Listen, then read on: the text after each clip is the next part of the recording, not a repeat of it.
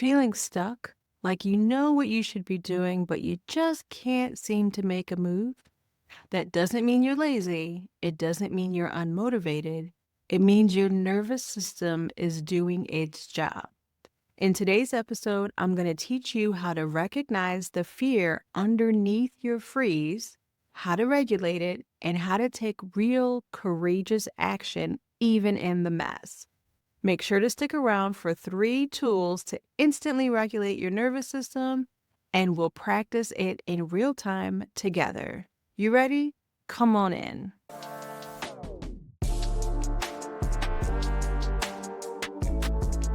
Hey y'all, I'm Mel Morris, courage consultant for the Stuck But Ready, and your go-to guide for self-trust, spiritual tools, and nervous system-led leadership. In this month-long series for mental health awareness, we've been talking about confidence, courage, and caring for your whole self.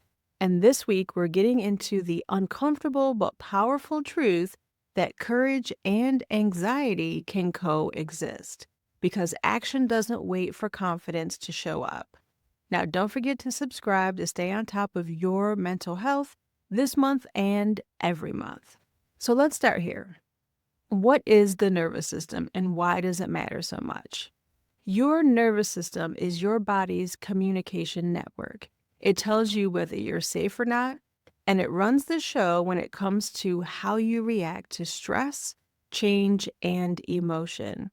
It's like your body's personal security system, constantly scanning for threats, even if the threat is just an awkward conversation or a bold decision you've never made before. Now, there are 2 key branches: the sympathetic nervous system, which kicks in when you feel threatened. It activates your fight, flight, or freeze response. And then there's the parasympathetic nervous system. This is the one that helps you rest, recover, and feel safe again. Think of it this way. If your sympathetic nervous system is the alarm, the parasympathetic is the recovery team. When you're stuck in sympathetic overdrive, your body is constantly on high alert. You overthink, you avoid, you freeze up, or you default to old habits, not because you're weak, but because your body doesn't feel safe enough to move. Even the idea of change can register as danger. So here's a metaphor to understand this. It's like trying to navigate with an outdated GPS. It keeps sounding alarms and rerouting you based on old data, even though you're not actually in danger. Your body's still reacting to a past version of reality, not where you are now. That's what our nervous system does when we've been conditioned by trauma, burnout, or years of self-abandonment. And this is the trap: waiting to feel safe before taking action. We tell ourselves, I'll do it when I feel ready. I'll speak up when I feel more confident. I'll rest when things calm down. But here's the truth. Often safety doesn't come before the leap. It arrives after we move, after we choose, after we act.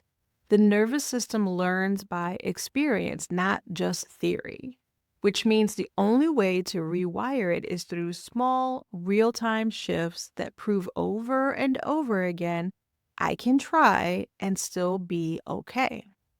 So, if you're waiting to feel brave, that's normal, but don't wait too long. Clarity comes through action. Safety gets built one step at a time.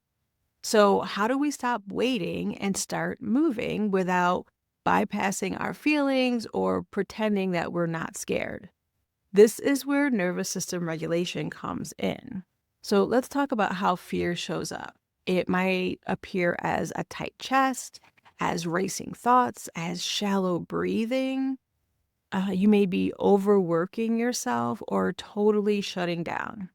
These aren't just quirks, they're signals from your nervous system that your body doesn't feel safe. Regulation isn't about calming down instantly or ignoring fear. It's about gently creating enough internal safety to move forward, even while the fear is still in the room. So here are 3 tools to regulate in real time, and I will give you some examples of how to use these. So number 1, ground yourself. Put your feet flat on the floor. Feel that connection.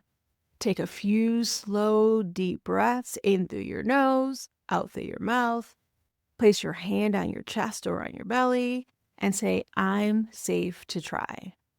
Now, this works because grounding physically brings you into the present moment. It tells your brain we're here now and we're okay.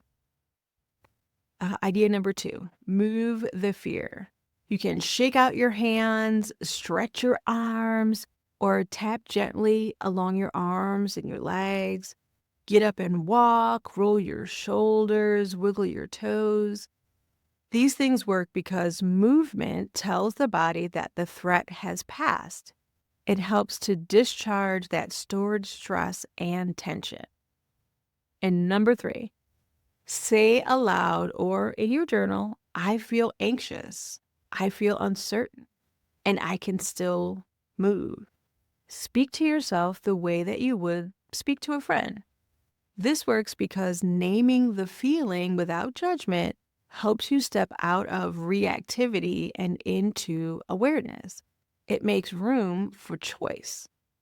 So let's try this together. Take a moment, put your feet flat on the floor, a hand on your chest, and breathe with me, okay? Just inhale and exhale. Now say out loud or to yourself, I'm safe to try. I'm allowed to begin. Easy, right? Just taking a moment for yourself. This is what I mean when I say messy action is still magic. You don't need to be fearless. You just need to be willing. And now you're not waiting for the fear to go away. You're learning how to move with it. That's nervous system growth in action. All right, let's pull a card or two for anyone out there stuck in the swirl, waiting for the right time, the perfect moment, clarity that never seems to come. Let's see. Today I'm going to use the True Heart Tarot deck, and she's a little bit bigger, so she's a little bit harder to shuffle. All right, so we are asking, what do we need to recognize about the fear that's holding us back? What do we need to recognize about the fear that's holding us back? All right, let's see. We've got the 5 of Cups. All right, and this card definitely shows that fear. It shows this fear of change, right? Cups are all about our emotion, and you may be feeling afraid to release that emotion. You may be feeling like everybody is watching me. I have to be perfect. I can't be vulnerable. I am not sure that I can handle all of this emotion that's coming up for me. But underneath, what's behind all of that, why we are being pushed to make these changes, is this 8 of Discs. And this is a card of mastery, right? This is about taking the time to practice what you preach, to actually put into practice these ideas that you're trying to move forward, right? When we think about this fear that we have for ourselves and either sharing emotion, feeling too vulnerable, or like people are waiting for us to do something wrong, if that's the fear that we're hanging on to right now that's holding us back, underneath that, we know that there are opportunities, right? There are so many times where we can just sit in peace with ourselves and focus on what we're amazing at, because we've been doing this work for a long time. Whatever your specialty is, whatever it is that you want to share with the world, whatever that magic is about yourself, You've been working on these skills for a very long time, right? You are the master of that. And when you recognize that you already have those skills, you already have that ability, it doesn't matter if you show up emotionally, right? Emotions are amazing. Emotions are part of what regulates us, and trying to hide them or hide behind them or not show up because you're feeling emotional is never going to work. It's never going to be sustainable. Okay. So let people see you be more vulnerable. Allow yourself to let those emotions come out and be part of the show, right? Those things also help us to bond with other people when you can be vulnerable, when you are willing to share of yourself. People feel connected to that. Okay. So if that's your fear, open it up a little bit. Let yourself be a little bit vulnerable because you got this. You already know who you are and what it is you want to be putting out into the world. So here's your reminder this week. You're not broken. Okay. You're building.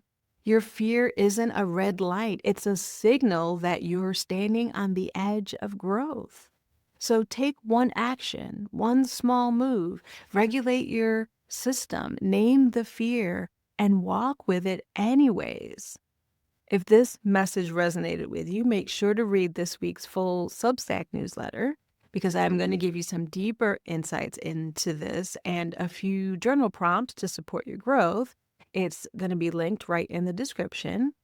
And you should totally grab my book bundle, Learn, Love, Live You, for more tools to strengthen your self-trust muscle. That link will also be in the description. And of course, you always can spend time with me if you need personal support by booking a one-on-one session. So don't forget to like, subscribe, and share this with somebody else who needs this reminder today to really show up for yourself, to push past the fear. And until next time, practice moving with the fear. You've got this. Stay magical, y'all.